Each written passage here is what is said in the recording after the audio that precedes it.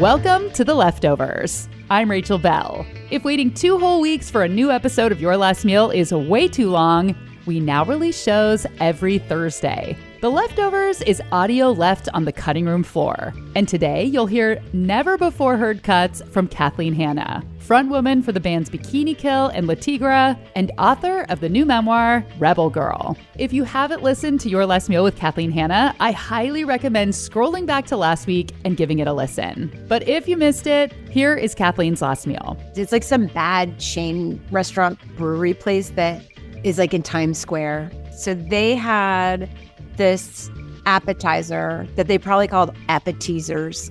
A lot of flair on the uniforms. Yeah. But me and a bunch of friends went there and I ordered buffalo chicken egg rolls with blue cheese dip. I would have one that was like the size of a meatloaf with the blue cheese all over it. Like I couldn't stop thinking about it. Found myself on the subway getting off at Times Square to go to Heartland Brewery by myself. And I was just like watching the movie of myself doing it in my head, going, no, don't go in there. I couldn't help it, you know? And now, The Leftovers with Kathleen Hanna.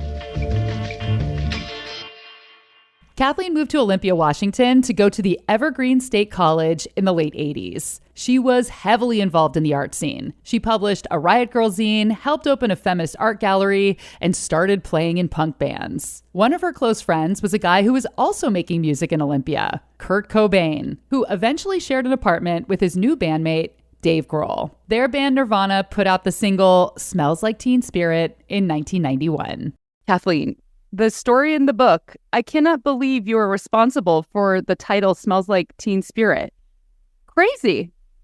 Yeah. Can you tell that story? How did that happen? I should have called it Smells Like Egg Roll, hot wing egg roll. No, I just was real drunk, hanging out with my friends Kurt and Dave. From Nirvana. We were graffitiing and doing a bunch of weird hijinks that night.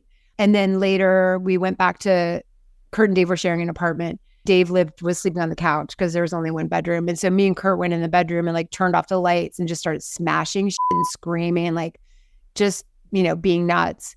And I had a Sharpie out and in the dark, I was just writing all this stuff like, Kurt is the keeper of the kennel. Like, I thought I would, you know, when you're drunk, you think everything you do is so cute and poetry. So funny. Yeah. But yeah, it was a rental. So it was a completely horrible move that I was writing in Sharpie on his wall. I have a feeling he didn't get his deposit back. But one of the things I wrote was Kurt Smells Like Teen Spirit. And that was because my bandmate Toby and I had been at the grocery store earlier and seen this deodorant that was clearly geared towards teenage girls. Smells like Teen Spirit. It smells like the ocean. It's so good. It is Caribbean cool. I knew it smelled like Teen Spirit. We were just like, this is so ridiculous. But also, you know, I kind of love names like, I can't believe it's not butter. Oh, I like, love it how too. did that get through the focus group? You know what I mean? Yeah. Like it's so bad, it's good. And so Smells Like Teen Spirit was kind of like, I can't believe it's not butter. Like, you're like, Yeah. How did that make it through, you know, all of the checks and balances of a corporation? And they're like, yeah, that's a great name. Like, it seemed ridiculous. So it just was in my head. And then I was drunk. And so I just wrote it down. He didn't know it was a deodorant, I guess, and asked me to use it. I didn't know he didn't know it was a deodorant, or I would have told him. Oh my God. I had no idea. But he just asked me, he called me on the phone and was like, oh, hey, and I was like, yeah, sure. And then, you know, years later, now it's 35 years later, and here I am talking about it. It's so crazy. I love that he didn't know it was a deodorant. I didn't know that. I assumed he did. Yeah, I just don't want people to think I wasn't making fun of him or like trying to make him. When he asked me about using it, if I knew he didn't think it was a deodorant, I definitely would have said something. But I just assumed he knew it was a deodorant. I wasn't trying to like pull the wool over his eyes or make him foolish or anything. That company owes me some residuals, though, I have to say. Oh my God, I'm sure sales went up for the deodorant and people probably were buying it for Kurt and like throwing it on stage. I am guessing. Oh God, now I feel really bad. Thinking about that, it's like, oh, sorry, man. According to Wikipedia, sales of Teen Spirit deodorant spiked when the Nirvana song came out. And deodorant sales dropped when the song dropped on the charts. I'm curious where you are now. It's been many years that you've been living a more comfortable life, especially compared to your Olympia days. I'm just curious, like, what does punk rock mean to you now? Like, can you still be punk rock if you're not suffering? What does it become for you? First of all, a lot of my apartments in Olympia were very beautiful because I painted them lovely colors, and I had a lot of artist friends who gave me art to hang up. And so I loved my apartments in Olympia, and I was really happy to be able to live on a very tight budget. But having said that, yeah, I married a rich dude and I have it made right now, and I don't have to worry about money every day like I used to. And that definitely has affected a lot of things. I've outclassed everyone in my family. And I went through a period of feeling really bad about that and trying to make myself smaller because of that. But I've come to realize that, I can use the privilege that I have financially in really positive ways. It's not just to assuage my guilt. It's because it's what you're supposed to do. Right. You know what I mean? Like, if you get access to money where like, I still have my own money. So it's like, I'm not rich. He's rich and I live with him. But I don't have to pay rent, which gives me a huge societal benefit. Yeah. And I know that if something, catastrophic happens, that he'll be able to take care of me because it already did and he took care of me. I think that finding ways to use my newfound financial abilities to do good things in the world is the best way that I can like move forward. And I'm so grateful. Like, I'm so grateful to have a nice place to live. I paid my dues and I don't feel guilty about having, I still sleep on an IKEA mattress, which I need to change. Mattress of the people. Yeah. I have like a coffee bar in my house, like not a real, Do you have a live-in barista? I do not have a live-in barista. His name's Adam. He's my live-in barista. But it's like we're actually building a coffee bar. So I'm getting ahead of myself. Okay. But we're building this little coffee bar in the wall. And I'm like, wow, that's a rich person thing. But I'm totally enjoying it. Yeah. And I don't feel like punk is about suffering, as in I don't feel like any art form is about suffering. And I really hate that idea. And I think that's something that we're coming across a lot right now. I think in this time, there's people who say stuff like, oh, there's going to be a lot of great music that comes out of this. And you know what? I don't care. I would rather have terrible music and people have healthcare. Mm-hmm. I would rather have terrible music and not have young women who've unable to have an abortion. A big part of my career has been dismantling the, Jim Morrison myth or the, do drugs and be a hedonist. And it's like, I think you can be a socially conscious, interesting person who's also very wild and not super square and make art that is meaningful and connects people. I couldn't agree more. And I do think it's men that tend to do this. And I blame Charles Bukowski also. We could talk about all the paperbacks that we've seen in guys, it's like On the Road. Oh, yeah. And I read them all, but we have to read them so that we know what they're reading. P.S. The rich husband and live-in barista Kathleen refers to is Adam Horovitz from the Beastie Boys, otherwise known as Ad Rock. They've been together for nearly 30 years. A big part of punk rock culture is social justice, and that includes making sure everyone has enough to eat. For more than 4 decades, a lot of punk rockers have volunteered with the global movement Food Not Bombs, including bands like Fugazi and Bad Brains, who encourage their fans to get involved. Food Not Bombs recovers food that would otherwise be thrown away, and they cook and serve free vegetarian or vegan meals to anyone who needs one. Well, there's way over 1,000 chapters worldwide, and it's in at least 70 countries right now. That is co-founder Keith McHenry. He explains the 3 principles of Food Not Bombs. The principles of Food Not Bombs were that the food is always vegan or vegetarian and free to anyone, rich or poor, drunk or sober. The second one, there's no headquarters or directors, that each group is autonomous and that they make decisions using the consensus process, and that each chapter involves the people who are relying on the food to also participate in the decision-making for that chapter. And then the third is that we're not a charity, but that we're dedicated to taking nonviolent direct action to change society so that no one has to live in the streets or eat at a soup kitchen. And that has really been the glue that has held this global movement together. I participated once. It was in 2008. It was the same night that Obama was inaugurated, and I'd wanted to go dumpster diving for years. And somehow it all came together on that night. I went with Food Not Bombs people.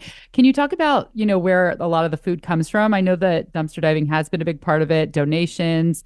Some of it is dumpster dive, but actually a lot of it is based on the same concept as when I started Food Not Bombs in 1980, which is to talk to the produce workers and, the bakeries and tofu manufacturing companies and so on, and ask them to donate the food that they can't sell. Is the food cooked at somebody's house and then they lug it all out to the location? It'll be at a house or a church kitchen, a community center, and then we will bring the food out to where we're serving food. And we choose locations that are high visibility because part of our goal to really end hunger and poverty, we need to change our priorities of financing wars instead of financing housing, healthcare, and other social services. And so we find like a metro station, a downtown post office, a plaza. In our case here in Santa Cruz, we were doing it every day during the pandemic for 3 years. We missed not one day, and we were mostly at the town clock. And now that the other soup kitchens have finally opened up, we do it every Saturday and Sunday at the downtown town clock, which is probably the most visible intersection in Santa Cruz, California. So that's our strategy. First of all, do you consider yourself a good cook? And second of all, if so, do you think it's because you've had to kind of improvise almost every time you've cooked? I do think I am a good cook, and I do get rave reviews for some of my meals. For example, I do have a coconut lemongrass soup that people just rave over, and I still get comments, when are you bringing it back? But, I started cooking. My uncle taught me how to make an omelet when I was like 5 or 6 years old. And ever since then, I've really enjoyed cooking. I do it intuitively, largely because I'm so used to massive amounts of food. In fact, I have to say it's very hard to cook for myself because I tend to make so much food. It could actually, even when I'm trying to make a little bit of food, it is really way too much food. I bet. Keith has a couple of books, The Anarchist Cookbook and Hungry for Peace, featuring his signature recipe, tofu spread. There was a tofu company in Western Mass who hadn't invented tofu spread yet. And so they give us all the chunks of tofu that broke off that didn't fit neatly in their 8-ounce box or whatever. And then we would just smash that up into a tofu spread with tahini, miso, garlic, onions. If we wanted to be like a tuna salad, we'd add seaweed to it.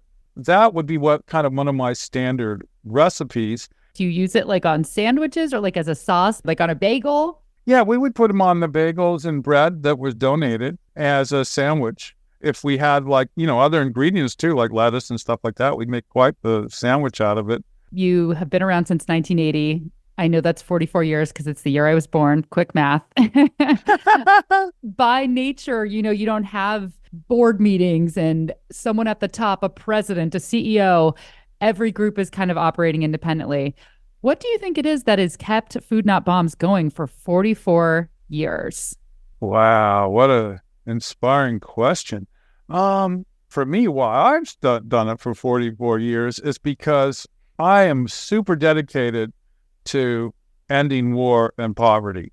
But I think the other thing is the fact that it's a DIY kind of program. So what happens is if a young person starts a local Food Not Bombs in their city, they're putting it all together themselves. They're collecting the food themselves. They're preparing the food. They're sharing the food. And then they're having this direct connection, not only with their co-volunteers, but also with the people on the streets. And they were so touched that you were feeding them. And I think that helps these younger people continue to do it. There is something about younger people feeling like, okay, we want to transform society. This kind of non-hierarchical, decentralized way of doing it resonates with so many people. Like right now, we're getting a huge number of people starting new chapters because of the war in the Middle East, and in some cases because of the war in Ukraine, and because of just people see so many homeless people living on the streets in our cities that they just want to do something. So in part, that's why this has happened for so many decades and just keeps growing. The experience of it is just so magical.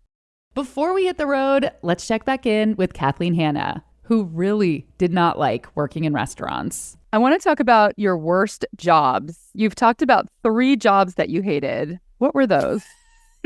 Well, the job I hated the worst was waiting tables at this place called Ron Paul's in Northwest Portland. Hated it.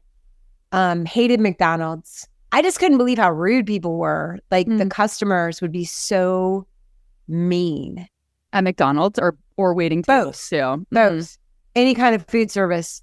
People could just be just so angry and rude. And I worked at a McDonald's in Richmond, Virginia, and this really angry, like, white guy came in one time. Like, he had a really thick accent, and I grew up in Maryland, which is actually more Southern than people think. So and my sister had a bit of a Southern accent, but I wasn't used to the very thick Virginia accent. Yeah.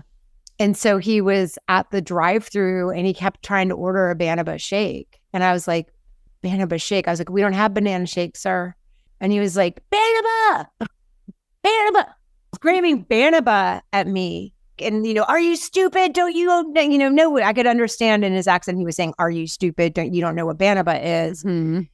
And I finally, one of my coworkers was like, he's saying vanilla. Oh, vanilla.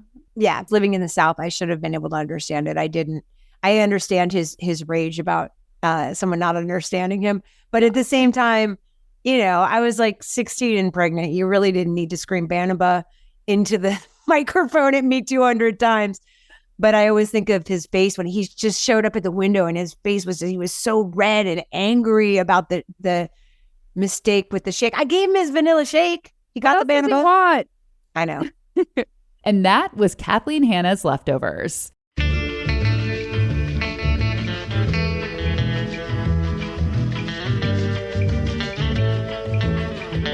The Leftovers and Your Last Meal are both products of Seattle's Cascade PBS. Isaac Kaplan-Wollner co-produced, mixed, and mastered this episode, and the show was created, hosted, and co-produced by me. Original music by Prom Queen. Make sure you're following my newsletter. It's rachelbell.substack.com. You can find a link in the show notes, along with a link to my Instagram page. Hello, Rachel Bell. I'm Rachel Bell, and this is Your Last Meal.